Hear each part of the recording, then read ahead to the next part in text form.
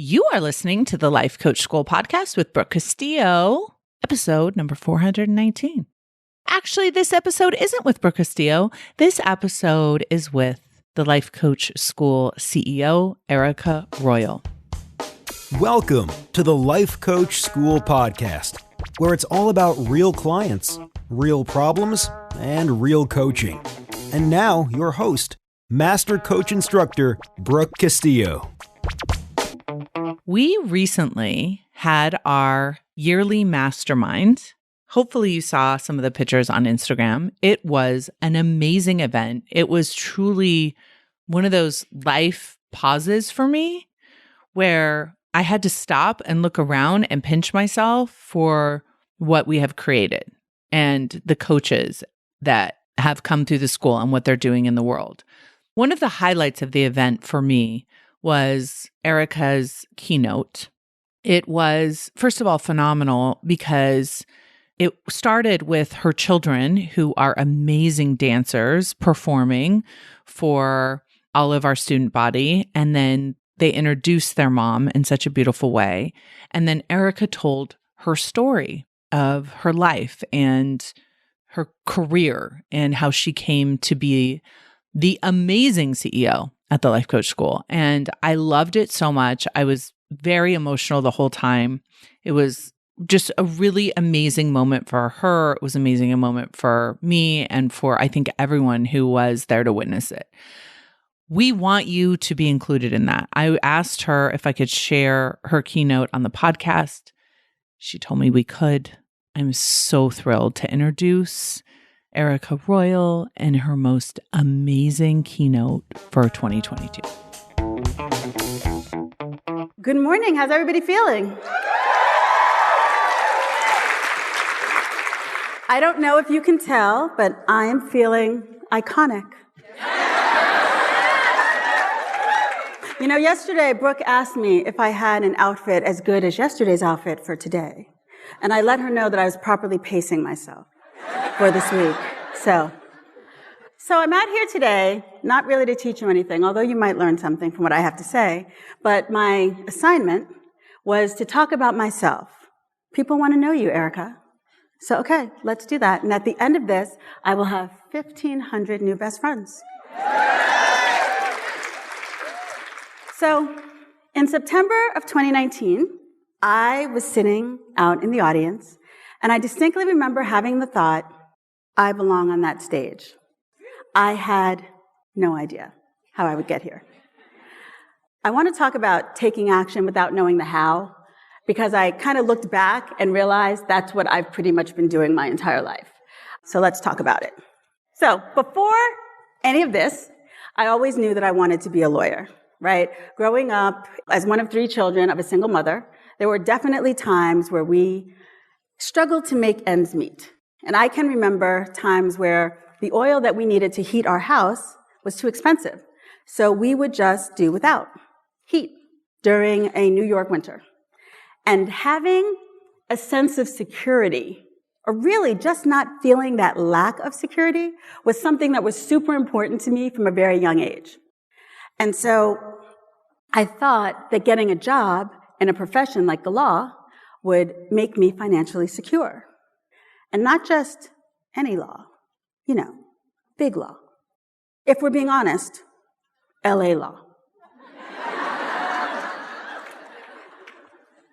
But despite my desire for security and my belief that being a lawyer would help me get it, on the day that I graduated college, I actually had no plan for law school.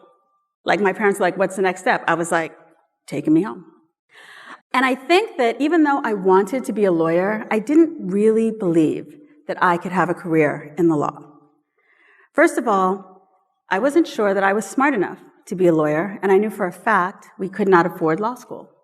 And second, I didn't know any lawyers personally. There were none in my family. And I'd really never seen any who looked like me, except maybe 1 or 2 on TV. I'm looking at you, Blair Underwood from LA Law. Being a lawyer just seemed like one of those things that was not for someone like me. So after graduation, I went home and I got 2 jobs because I'm really an overachiever.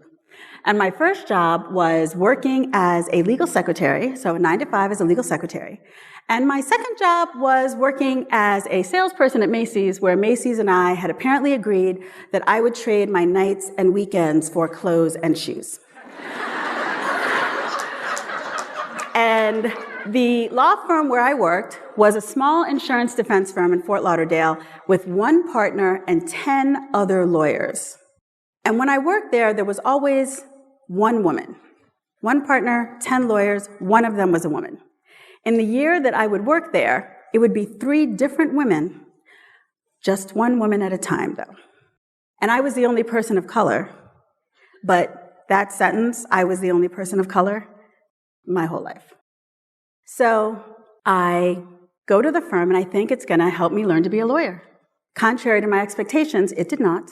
I did not really learn much about the law, but I did learn that being a lawyer was not that hard. And nobody in there was any better or smarter than I was.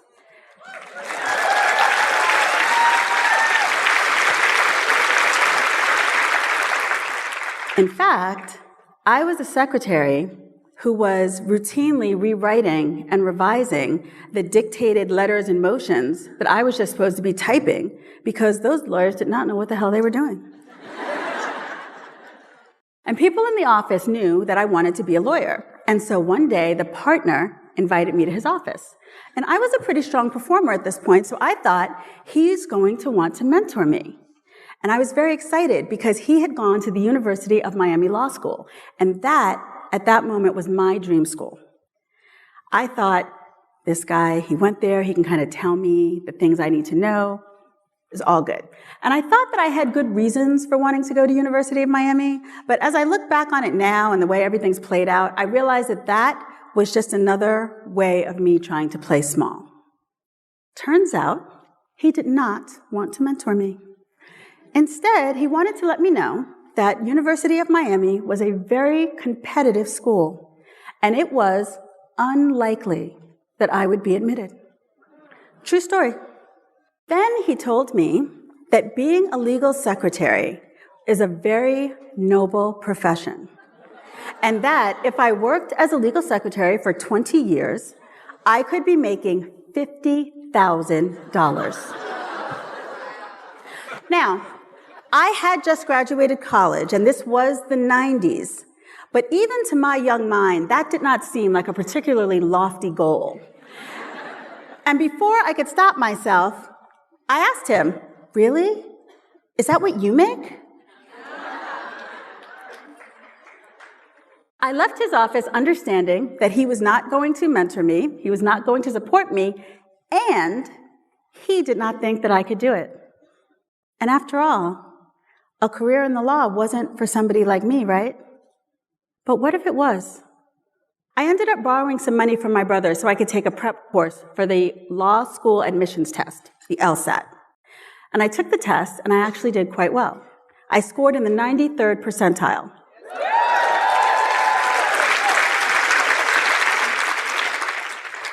When that happens, a bunch of law schools will invite you to apply for free. The University of Miami is not one of them. And I remember that the deadline for submitting applications was like late February or early March, and I had my stack of applications ready to go because this was, again, the 90s, when we were doing paper applications that we mailed with stamps.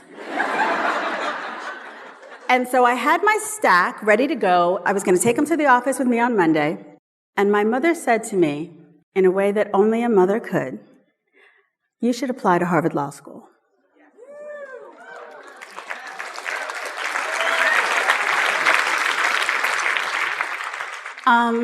No.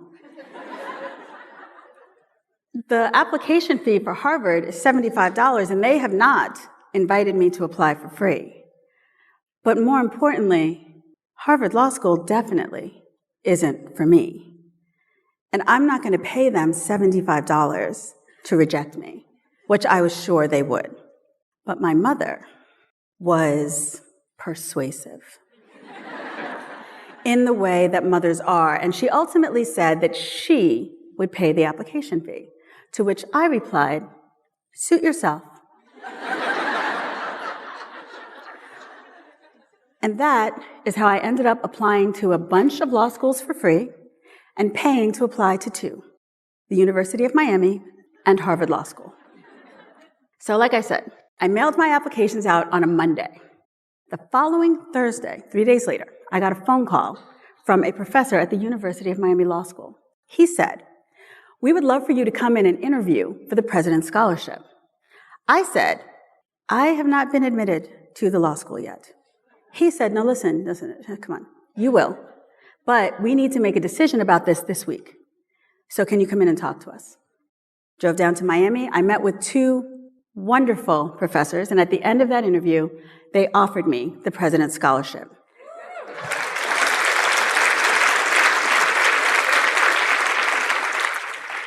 The President's Scholarship was a full ride to the University of Miami, plus a stipend of $11,000 a year for living expenses.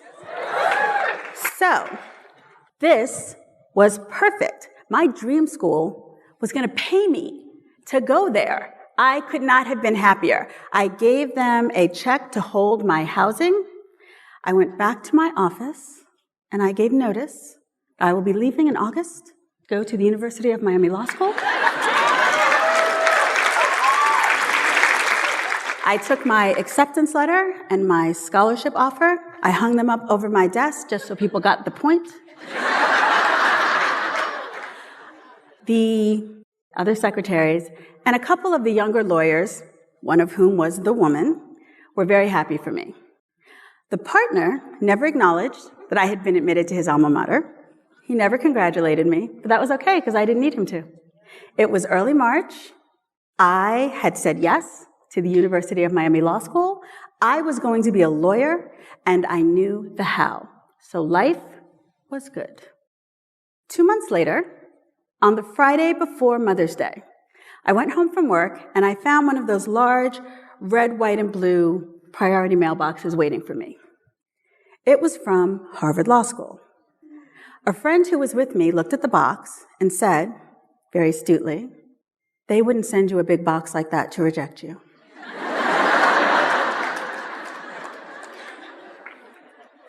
My mother came outside and she saw me holding the box. "Is it Harvard?" I just nodded. Harvard Law School had said yes to me.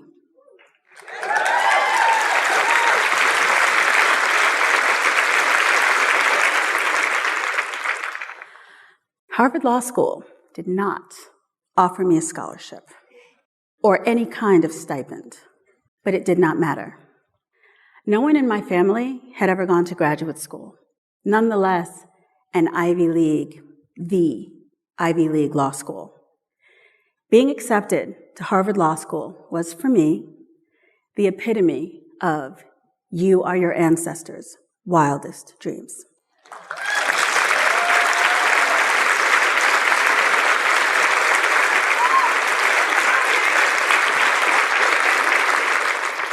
So, even though I once again did not know the how I was going to pay for that, I was going to Harvard. I was going to be a Harvard-educated lawyer.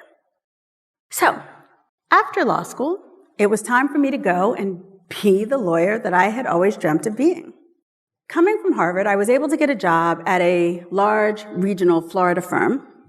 And at first, the how of being a lawyer was not very complicated.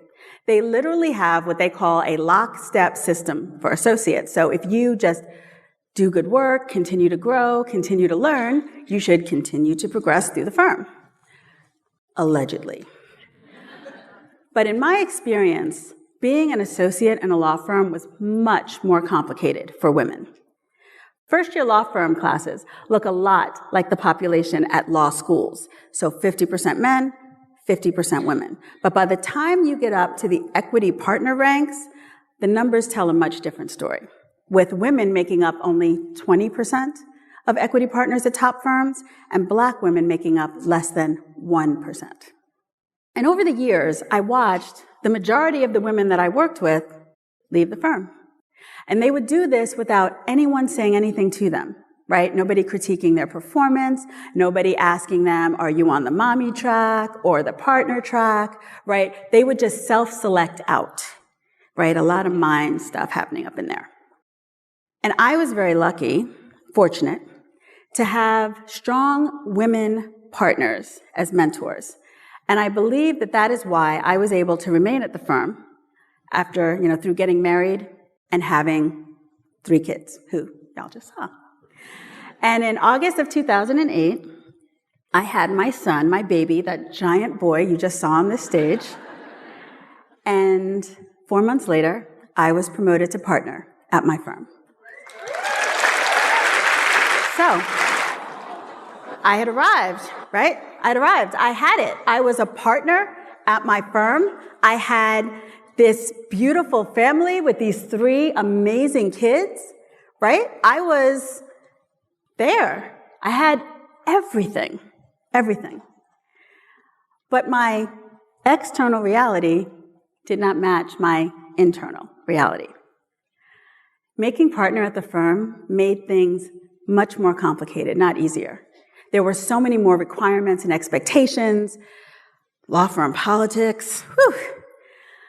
Being a litigator, which I had loved, became the bane of my existence. The gamesmanship and the strategizing that is practicing law at that level, it was wearing me down. And I was also feeling, as I progressed higher and higher, the higher I went, the more of an underperformer I thought I was. So the entirety of the time that I was a partner, I almost always thought I was going to get fired. Just ask Beth. And my secure profession wasn't even giving me security anymore. I was also dealing with my father's progressively failing health and raising 3 very small, albeit adorable children. And contrary to what everybody said, by the way, it did not get easier as these little darlings got older. It just was another kind of hard. But rather than feel happiness and pride at all that I had been able to accomplish, I was perpetually anxious, always waiting for the other shoe to drop. And I had this negative self-talk on an endless loop in my brain, and sometimes for fun, I would let it out. I would verbally berate myself about everything that I had failed to do, everything that I had done poorly, imperfectly. I was never, ever good enough. But I thought that I didn't have a choice. I had invested so much in my career, and I was lucky to be a lawyer, right? Also, I was the breadwinner in my family, and my job was supporting us. We took this picture in Hawaii in 2017. Don't we look happy? Never been less happy. And I lived like that for many years, miserable inside of that amazing-looking life. Enter life coaching.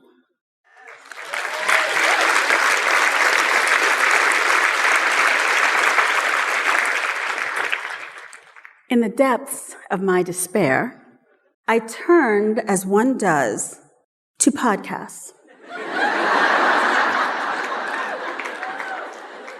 And not just any podcast, and not the one you think. It was a podcast called The Lawyer Stress Solution. Y'all know. And the host was a lawyer turned life coach who talked about all of the unique stresses that lawyers face and how it all had to do with mindset. And she had gone to Harvard Law School too, so she was legit. But even with that, at first, I was not completely convinced about this whole mindset thing. I was like, But then I would listen to the podcast, and she would give these examples of things that had happened to me and people that I knew. And I was like, okay, this woman is speaking directly to me, for sure. A few weeks after I started listening to the podcast, I was driving home one day, and I heard her say the first of 3 things that she would say that would change the course of my life. She said, happiness is available to you right now. Happiness is available to you right now. No. Actually, girlfriend, it's not. And I know this because I've done all the things. I have all the things. Did you see those kids? I have all the things, and I'm not happy. So that's ridiculous. Happiness is not just available to me right now. Happiness is not for me. But what if it is? I emailed her when I got home, and I was just convinced that, she was the one. So I emailed her, and we got on a consult call, and we talked about what it would be like to work with her. And then she told me the investment. And the investment was about, a little more than twice what I thought it might be. And by the way, the cheapest it would ever be. And it was more money than I had spent on anything other than my house. But this woman had the answer, right? This woman was selling me a Mercedes, and that money was like $1. So I did something I never thought I would do. I did something a lot of Black people never thought they would do. I hired a life coach.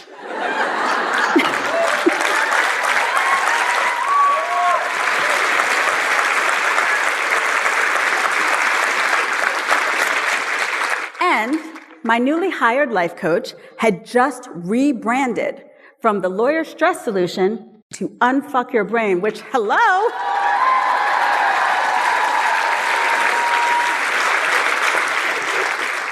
And so I became a member of the first Unfuck Your Brain group coaching program. And as everyone in this room knows, it completely changed my life. I learned that I was creating my own reality, my feelings and my actions and my results with my thoughts. And therefore, I could create my own happiness. Happiness was available to me. And I worked with her for about 8 months. Around the end of our time together, she said the second thing that she would say that would change the course of my life. At the end of one of our calls, she made kind of a flippant, offhand remark, which if you know her, that's about right, that all of us lawyers who had completed this course could easily have a side hustle coaching lawyers. I'm sorry, ma'am, what? I had been running around telling anybody who would listen that life coaching changed my life, right? I'm telling everybody, you need a life coach, you need a life coach. But I never thought I could be a life coach, right? I was a lawyer. I had to be a lawyer. Now, granted, my coach had been a lawyer, but I wasn't like her. Being a life coach wasn't something that was for me. But what if it was? I asked for another phone call. And when we talked, she said the third thing that would change the course of my life. She recommended that I get certified as a coach at the best life coach school in the world.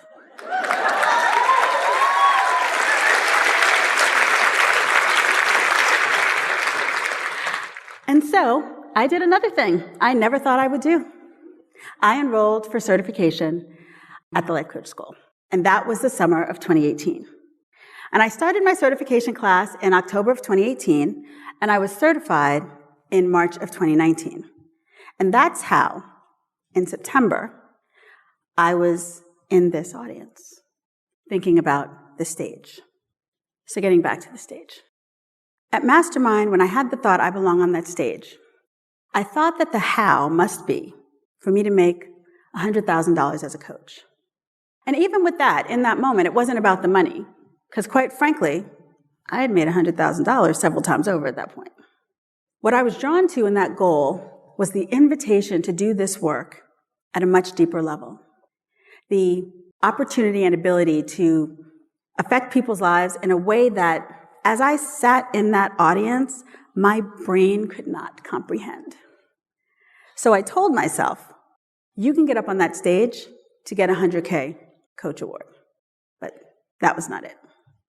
In September 2019, sitting in the audience, I did not know Brooke Castillo.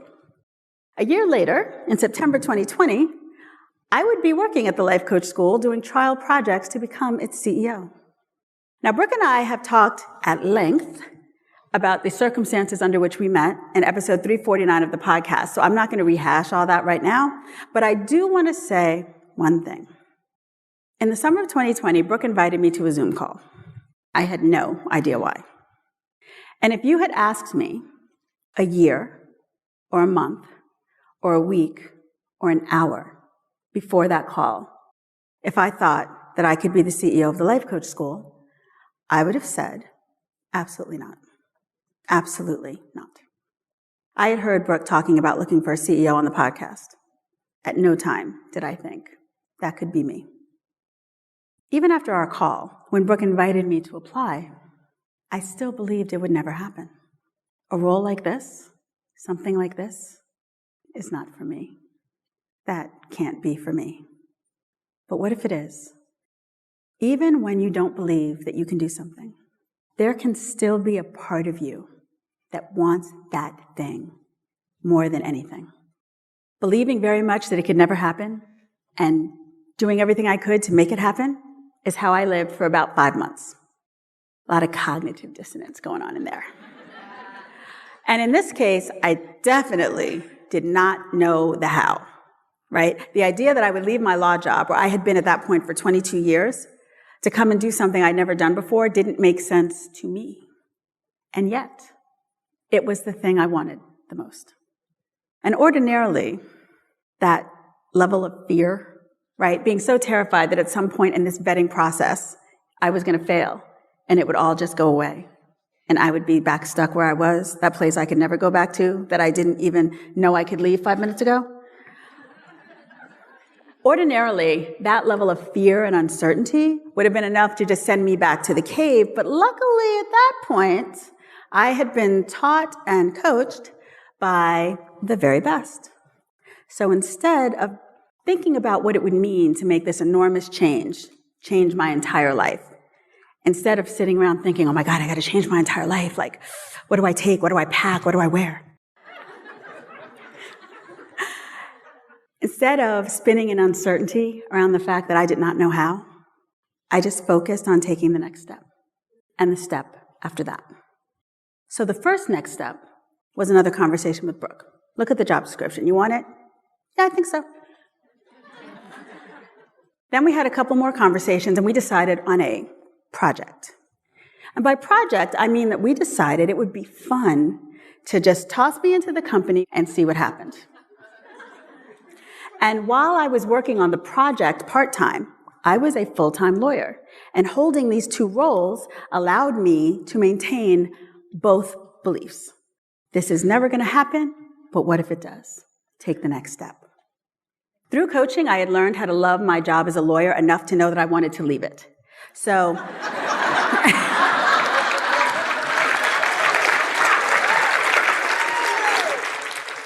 the project just really underscored for me how true that was. And so even if this didn't work out, I knew I could not stay in that role much longer.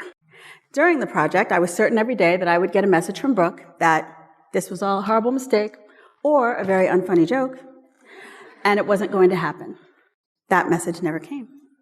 And in the meantime, I'm working at my firm, having the best year I've had in a while. I was on 4 pitches, and we got the work in 3 of them. If you had asked my firm, they would have said, oh, she's on a roll. In October, Brooke invited me to the quarterly meeting. She told the team I'd be coming on in January as a CEO. This is never going to happen. But what if it does? Take the next step. The next step was to tell the people with whom I worked the most that I was going to be leaving. They did not believe me. I did not blame them. I did not believe me.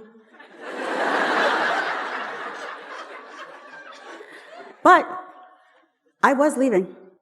The next step was to tell my firm and my clients and start to transition my work. And still, Erika, you're going to wake up and this would all be a dream. But I didn't. And in December of 2020, I cleaned out my office, I gave back my laptop, and just like that, I lost all connection to the life that I had for 22 years. This was real. And it was time to get to the work of learning the rules at a place that literally has no rules. Where failure is not just expected, but encouraged. It was and is a far cry from my life at a corporate law firm, the hardest thing I've ever done, and I could not be happier.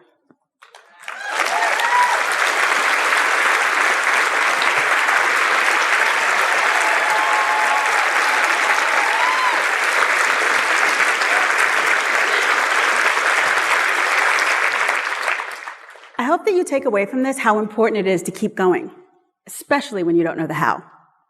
I have reflected a lot on the fact that my coach, Carl Lowenthal, didn't give up, right? She rebranded, she pivoted, she went from coaching lawyers to becoming a feminist confidence coach. She took massive fucking action and figured it out. And because she didn't give up, she changed the course of my life.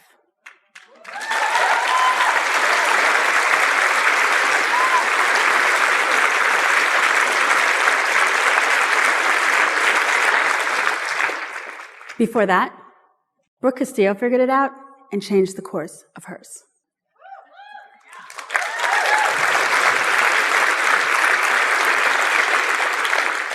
It is now my sincere wish that someone's life is changed because I made it onto this stage.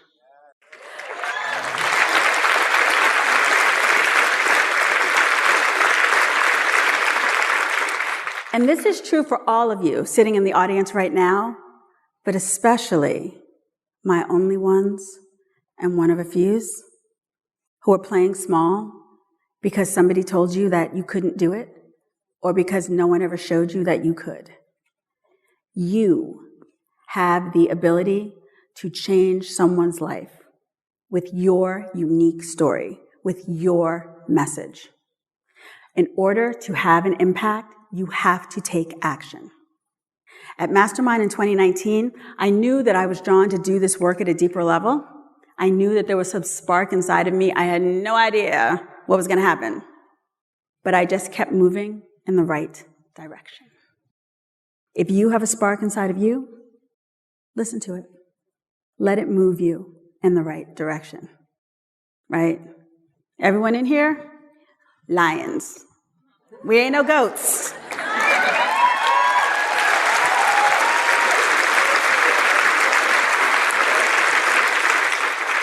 The biggest obstacles come from inside of us, right? Everything else is just a circumstance.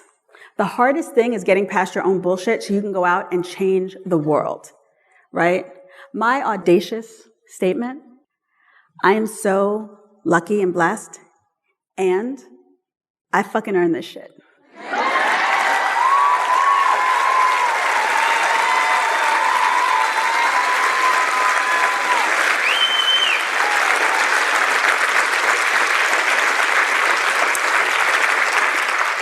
I stand here as someone who's still figuring it out, right? Still taking the next step, not sure where it's going to lead, but not afraid to fail forward.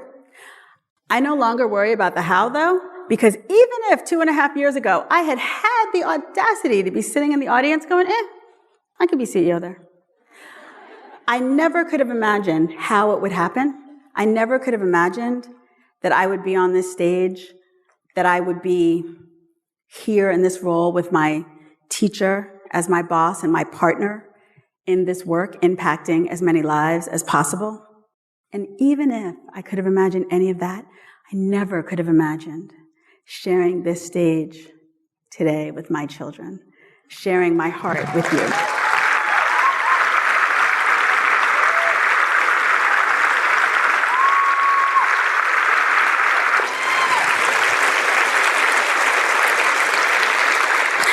The beauty of uncertainty is infinite possibility. You don't even know what you are capable of. And anything is possible, y'all. So let's fucking go.